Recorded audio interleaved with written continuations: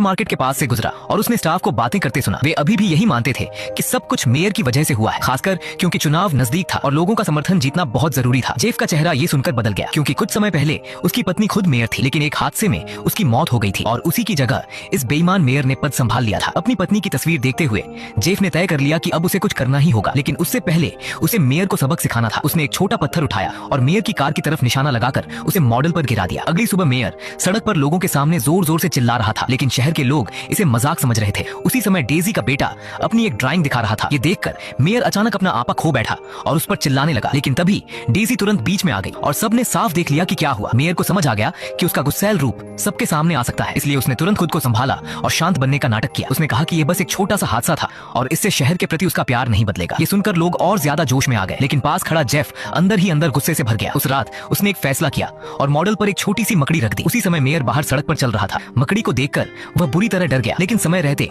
Jeff ने मकड़ी को हटा लिया, इसलिए मेयर की जान बच गई। अगले दिन मेयर ने अपने दोस्तों को उस विशाल मकड़ी के बारे में बताया, लेकिन कोई भी उसकी बात पर यकीन नहीं कर रहा था। जेफ पास खड़ा ये सब देखकर हल्की मुस्कान के साथ खुश हो रहा था। अब आखिरकार उसे शहर को सही तरीके से संभालने का समय मिल गया था। उसने खुद एक नया बड़ा साइन बोर्ड बनाया और जैसे ही वह लगाया गया, शहर का व्यापार फिर से बढ़ने लगा। यहाँ तक कि डेजी के शराब खाने में भी ग्राहकों की भीड़ बढ़ गई। जेफ चुपचाप सब देखता रहा और शहर को फिर से उभरता देखकर संतुष्ट था, लेकिन जब उसने उस साइन बोर्ड को और बड़ा बनाने का फैसला किया, तभी एक नई समस्या पैदा हो गई। नया बोर्ड पहले से बड़ा था और उसमें चमकती नियन लाइटें भी लगी थीं, लेकिन वह एक रात भी नहीं टिक पाया। अचानक शहर की बिजली व्यवस्था पूरी तरह ठप हो गई और पूरी सड़क अंधेरे में डूब गई। लोग मोमबत्तियां जलाकर एक जगह इकट्ठा होने लगे। मेयर ने तुरंत गवर्नर से संपर्क किया, लेकिन जवाब मिला कि मरम्मत में कम से कम 2 हफ्ते लगेंगे। ये सुनकर पूरे शहर में घबराहट फैल गई। लोग मेयर को दोष देने लगे कि उसने शहर के लिए कुछ नहीं किया। कुछ लोगों को शक होने लगा कि वह जानबूझकर लोगों को यहाँ से निकालकर उनके घर सस्ते में खरीदना चाहता है। एक ही झटके में मेयर शहर का सबसे बड़ा दुश्मन बन गया। जैसे जैसे लोगों का गुस्सा बढ़ता गया, मेयर ने जल्दी से शहर छोड़ने का फैसला किया, लेकिन लोग उसके पीछे पीछे दौड़ पड़े। तभी डेजी का बेटा बाहर पेंटिंग कर रहा था। मेयर ने उसे देखकर समझ लिया कि वही लड़का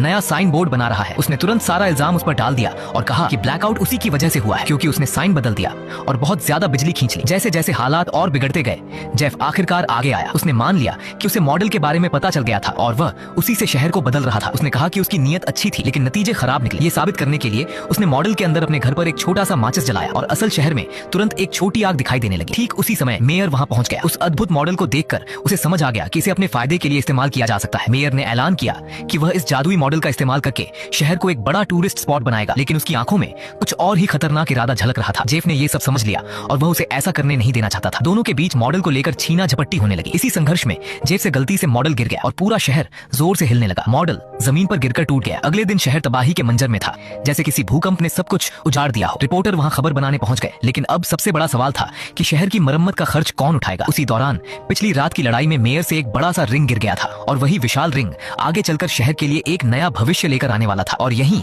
इस मूवी